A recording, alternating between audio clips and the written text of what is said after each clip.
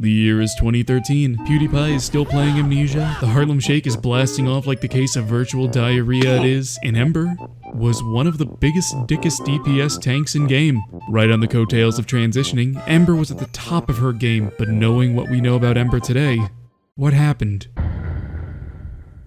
Update 11.5 is a turning point for Ember mains, not because the Stug was released and turned the entire meta on its head, but because of one change to her kit, the removal of Overheat as her second ability and the addition of Accelerant. For those unaware, Overheat was essentially Chroma's fire elemental ward years before Chroma was even a twinkle in the eyes of Steve Dick Rub Sinclair. The small aura of heat surrounded Ember doing DOT, and a very sizable chunk of damage reduction, upwards of 90% if modded right, and a duration of almost a full minute.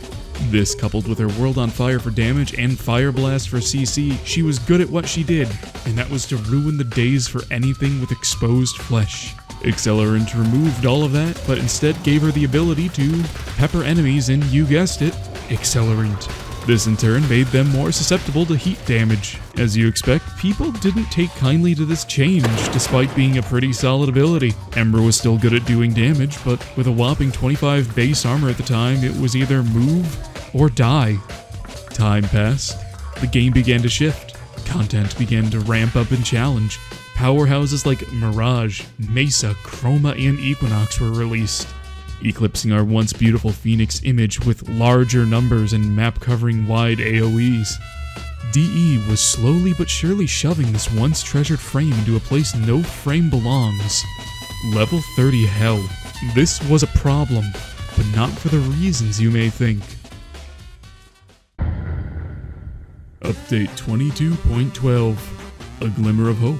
A massive Warframe rework taking a look at the problems of lesser used frames like Zephyr, Mag, Atlas, Banshee, and you guessed it, Ember. But it didn't take long for players to realize that not everything was roses and gumdrops. Fireball.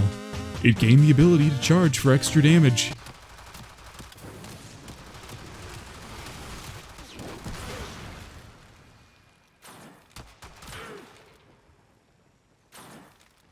Yeah, it fucking sucked. Fire Blast will now add heat damage to weapons that shoot through it. A since forgotten addition due to Flash Accelerant's existence, but a fine quality of life change. The last big change came to her World on Fire, the spice to her roast, the shine to her diamond, the king to her queen. Yeah, it fucking sucks. DE took notice to how many people were strictly using Ember as a low-level clear. Look at all those chickens! Their response?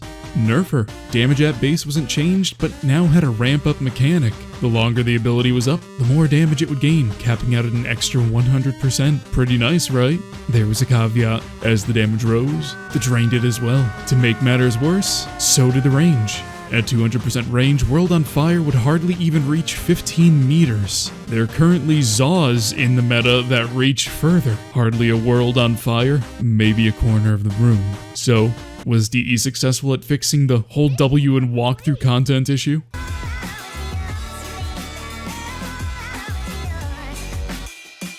Still possible, but far more effort than necessary as long as frames like Equinox, Saren, Umbra, Mesa, Hildren. Fucking Hildren. Look at this! Look at this shit! Who the fuck designed this Warframe? Albeit a lot more survivable than days of old, Ember still has the issue of, if it's not dead or CC'd, you're one bullet away from an early grave in higher level content. Shorter range and having to micromanage her ult every 5 seconds made this even more difficult. With her range cut and effectiveness at low level content waning, what was Ember good for? What was that new niche she managed to trudge out of this situation? Being delegated to nothing more than a natural talent, taking up a full Warframe slot. And no frame should be reduced to that.